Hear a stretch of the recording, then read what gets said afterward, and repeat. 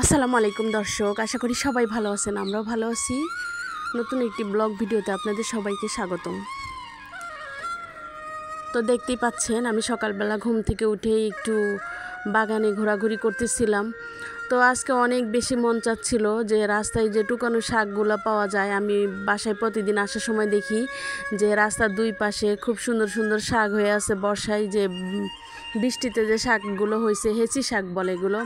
তো এগুলো আমার খুব পছন্দ, মানে মাঝে মাঝে আমার এগুলো খাইতে খুব ভালো লাগে। বাজারে অনেক সময় কিনতে পাওয়া যায়, আবার অনেক সময় পাওয়া যায় না, কিন্তু আমার আজকে খুব মন চাইতেছে এই শাকগুলো খাবো। তাই আমি একটা ডালা নিয়ে বাহিরে গেলাম। তো ইচ্ছা ছিল যে কাউকে বলবো উঠায় দিতে, কিন্তু তেমন কাউকে পাচ্ছিলাম না, আর নিজেরও উঠাইতে খুব লজ্জা লাগতেছিল, কিন্তু তারপরও খাইতেও ইচ্ছে করতেছিল।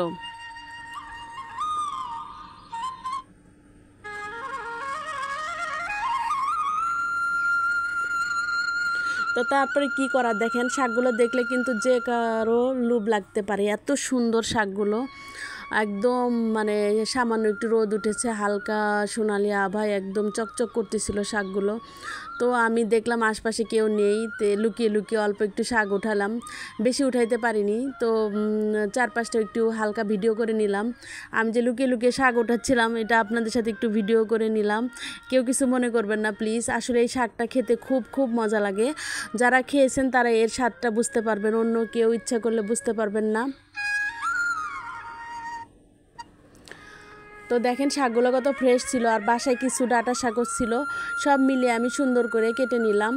আর এই শাক রান্না কিন্তু নর্মাল যে আমরা শাক ভাজি করি ওগুলোর মতো না, একটু চেঞ্জ আছে। তো আমি রান্নার প্রসেসটা একটু হালকা দেখাবো আপনাদের। তো দেখেন আমাদের একটা ইলিশ মাছ নিয়ে আসছে। তো ইলিশ মাছটা দেখে আমার মেয়ের মন খারাপ, বলে ছোটো ইলিশ মাছ তার পছন্দ না। তো আমি বললাম ঠিক আছে, ইলিশটাকে কিভাবে বড় করা যায় সেই প্রসেসটা আমি করতেছি। তো কলা আর আলু কেটে নিলাম লম্বা লম্বা পিস করে।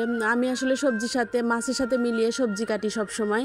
এমন না যে কোন মাছের সাথে কোন সবজিটা মানে মানাবে, খেতে ভালো লাগবে, এটা আমি অনেক ভালো বুঝি।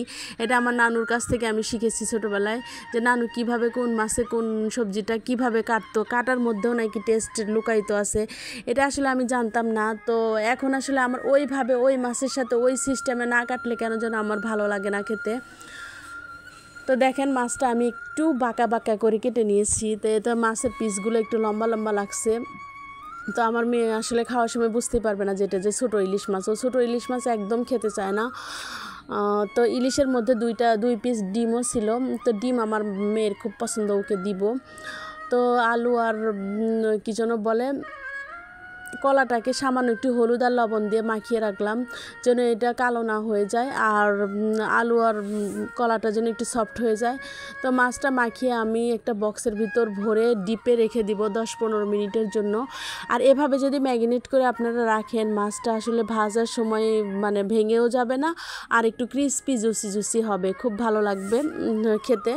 তো আমরা সবসময় মাছ ভাজি করি, তরকারিতে দিই। এই কাঁচা মাছটা যে কষানো করে যে রান্নাটা, ওইটা আসলে আমাদের বাসায় কেউই তেমন পছন্দ করে না। তবে আমরা যখন গ্রামে বেড়াইতে যাই তখন ওইভাবেই রান্না করে, আর আমার বাচ্চারা তেমন একটা মাছ খায়ও না।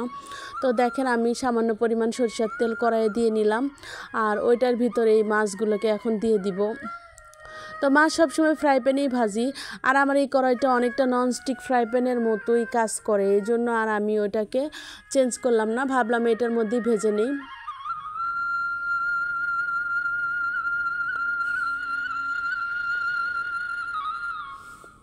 তো মাছগুলোকে একটা একটা পিস করে করে আমি ভিতরে তেলের মধ্যে দিতেছিলাম, আর মানে একটু ক্যামেরাটা নড়তেছিল। এর কারণ হচ্ছে মাছ থেকে এক ধরনের পানি ছিটে ছিটে, মানে যে গরম তেল আর কি আমার গায়ে আসতেছিল। তো আমি একটু দূর থেকে ভিডিওটা করতেছিলাম। দেখেন মাছটা সুন্দরভাবে ভাজা হয়ে গেছে, আর কড়াইয়ের সাথে একদম লেগে যায়নি, একদম সুন্দরভাবে ভাজা হয়ে গেছে। তো ভাজে মাছগুলো উঠিয়ে নিব একটা বাটিতে। তারপরে এটার মধ্যে পেঁয়াজ কুচি, কাঁচামরিচ আর একটু সামান্য কাঁচা জিরে দিয়ে ভাজতে থাকবো। যখন এটা একটু ব্রাউনি ব্রাউনি কালার চলে আসবে, তখন এর ভিতর আমি কেটে রাখা আলু আর কলাগুলোকে দিয়ে দিব। আসলে সুন্দরভাবে যখন কোনো তরকারিকে কষানো হয় খেতেও আসলে অনেক দুর্দান্ত স্বাদ লাগে। তো আমি মনে করি যে তরকারি স্বাদ হওয়ার মেন কারণই হচ্ছে যদি মশলাটাকে সুন্দরভাবে কষিয়ে নেওয়া যায়। তো আমি আজকে মশলাটাকে কষাচ্ছি না, এটার সাথেই কষিয়ে নিব। তো প্রথমে আমি আলু আর এই যে কাঁচকলাটাকে সুন্দরভাবে তেলের সাথে ভেজে নিচ্ছিলাম। তো এই 4-5 মিনিটের মতো যখন ভেজে নিলাম তেলের সাথে, একদম আলু আর কলাটা একদম সুন্দর একদম সফট হয়ে যখন আসতেছিল, তখন এর মধ্যে আমি পরিমাণ মতো হলুদ, মরিচ, ধনিয়া গুঁড়া এগুলো আর লবণ পরিমাণ মতো লবণ দিয়ে দিলাম, মানে যে পরিমাণ লাগবে আর কি। যারা যেমন ঝাল খায় অথবা যেরকম লবণ পছন্দ করে, অনেকে একটু কড়া লবণের তরকারি খায়, আবার অনেকে একটু হালকা ফেসফেসা লবণের তরকারি খায়। তো ওরকম যার যার রুচি মতো দিয়ে নেবেন। তো আমি এভাবে দিয়ে সুন্দরভাবে আবার একটু কষিয়ে নিলাম 5 মিনিটের মতো। যখন দেখবো যে একদম মশলা আর মানে কলা আর আলুটা একদম মাখা মাখা হয়ে যাবে, তখন আমি একটু বেশি পরিমাণে পানি দিয়ে দিব। আর নতুনভাবে আর এটাকে পানি দিয়ে কষাইতে হবে না, তো একবারে ঝুল সহ পানি বেশি করে দিয়ে দিলাম। এটা ঢাকা দিয়ে উঁচু তাপে আমি রান্না করব 10 থেকে 15 মিনিটের মতো।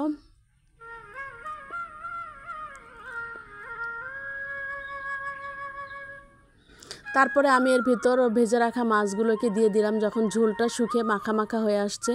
আসলে আমি তরকারি ঝোলটা খুব বেশি কমাবো না, একটু বেশি বেশি রাখবো, কারণ একটু বেশি রাখলে খেতে ভালো লাগে, যেহেতু এখন একটু গরম।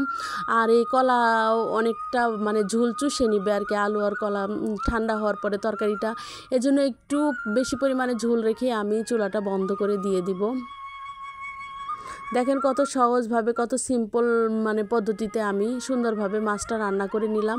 আর ইলিশ মাছ আসলে যেভাবেই রান্না করা হোক না কেন খেতে আসলে দুর্দান্ত স্বাদ লাগে। তো আমি আসলে ভয়েস দিতেই বলতে পারছি না যে আসলে আমি তরকারিটা খাইনি। তো বাসায় আমার মেয়ে আর আমার হাজব্যান্ড খেয়েছে, তারা বললো অনেক মজা হয়েছে। আমি আসলে দুপুরে এখনও পর্যন্ত খাবার খাইনি।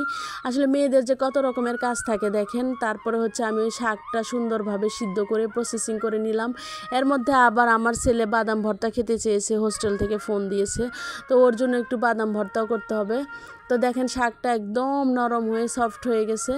এটার মধ্যে আমি যখন সিদ্ধ করি তখন কাঁচা মরিচ, লবণ আর পেঁয়াজ কুচি দিয়েছিলাম।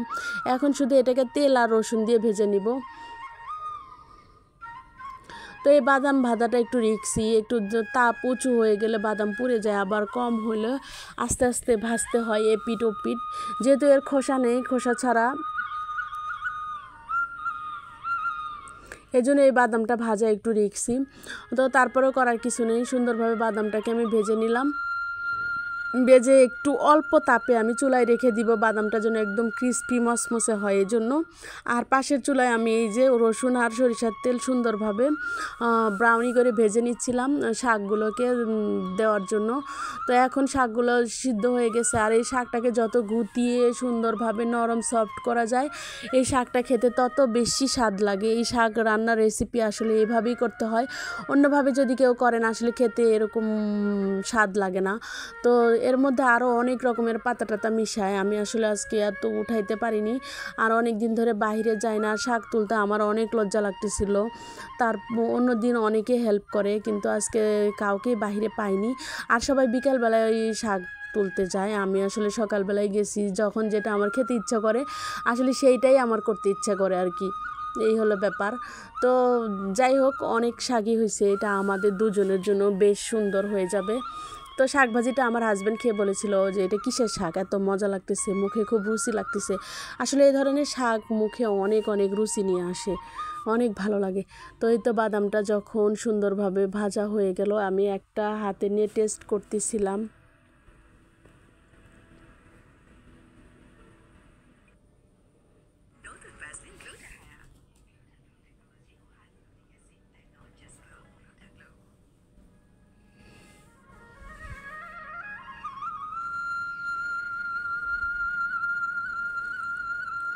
তো দেখেন বাদামটা সুন্দরভাবে ভাজা হয়ে গেছে।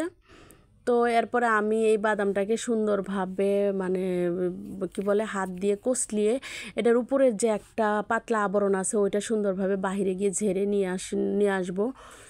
তারপরে ওইটাকে আমি কিভাবে ভর্তা বানায় প্রসেস করি ওইটা আপনাদেরকে দেখাচ্ছি, দেখতেই থাকেন। আসলে পাটায় বেটে ভর্তা করতে গেলে অনেক কষ্ট, আর আমরা তো এখন আসলে পাটায় বেটে তেমন কোনো কিছুই করি না, অলস হয়ে গেছি। ব্লেন্ডার থাকতে পাটা কেন বাটতে যাব। তো কিন্তু শুটকি ভর্তাটা কখনোই ব্লেন্ডারে হয় না, সবসময় পাটাই বাটতে হয়, ওইটার আর কোনো অপশন আমরা খুঁজে পাচ্ছি না। তো দেখেন ব্লেন্ডার জারে আমি এই সুন্দর করে পরিষ্কার করে বাদামগুলোকে আমি দিয়ে দিলাম। তো এটাকে এখন আমি ব্লেন্ড করে নিব। তো এটা ব্লেন্ড করার সময় আমি এর ভিতর ভেজে রাখা কাঁচা মরিচ, শুকনা মরিচ, পেঁয়াজ কুচি, রসুন এগুলো দিয়ে দিয়েছিলাম।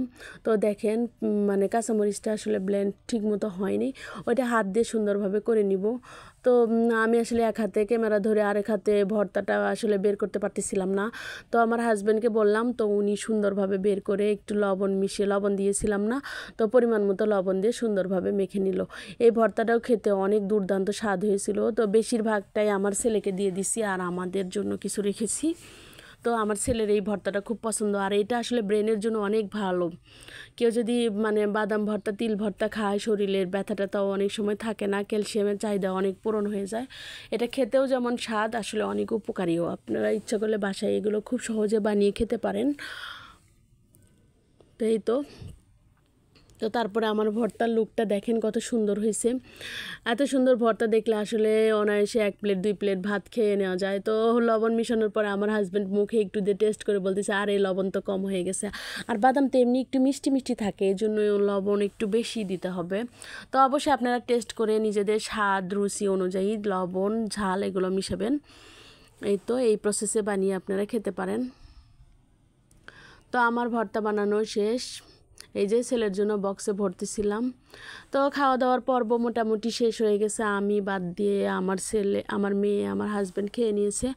আমার এখনও গোসল করা হয় নাই, এত কাজের চাপ কি বলবো, সকাল থেকে একটার পর একটা করতে আসি। আসলে অন্য অন্য কাজ তো আর দেখাইতেই পারলাম না, আসলে ভিডিও করে কাজ করা আরও অনেক বেশি কষ্ট। ঘর পরিষ্কার করা, বেডগুলো ঝাড়ু দেওয়া, তারপরে কাপড় ধোয়া, একটা মেয়ে মানুষ যে বাসায় কত কাজ করে আসলে যে করে সেই বুঝে। তো তারপরে আবার আমার হাজব্যান্ড বলতেছিল যে ফ্রিজে কতদিন ধরে আমরা নিয়ে আসছি, আসলে 3 দিন হয়ে গেছে, আমি ওকে কেটে দেওয়ার টাইমই পাই না। তো আজকে ভাবছি সত্যি সত্যি আমরা কেটে দিব। পেয়ারা ছিল ফ্রিজে, তো খাবার পরে ফল খাইলে তো একটু ভালো লাগে, তো এগুলো আমি কেটে নিলাম। তো আশা করি আমার ভিডিওটি আপনাদের অনেক অনেক ভালো লেগেছে। এখন তারা ফল খাবে আর কিছু আমার ছেলের জন্য নিয়ে যাবে। আর ছেলের জন্য মুরগির মাংস রেখেছিলাম, ওইটাও বক্সে গরম করে দিয়ে দিলাম, ভর্তা দিয়ে দিলাম, আর এই যে ফলগুলো কেটে দিয়ে দিলাম। ওর বাবা বিকালে দেখে আসবে। তো আমার ভিডিওটি আপনাদের কেমন লেগেছে, সারা দিনের কর্মকাণ্ড আপনাদেরকে দেখালাম। আর বিকালের নাস্তা এগুলো আসলে দেখাইতে গেলে ভিডিও এমনি অনেক লম্বা হয়ে গেছে, আপনারা অনেক বিরক্ত হয়ে যাচ্ছেন। তো আশা করি পরবর্তী ভিডিওটি দেখবেন, আমি কালকে দ্বিতীয় ধাপটা দিব ইনশাল্লাহ। তো সবাই ভালো থাকবেন, সুস্থ থাকবেন। আসসালামু আলাইকুম।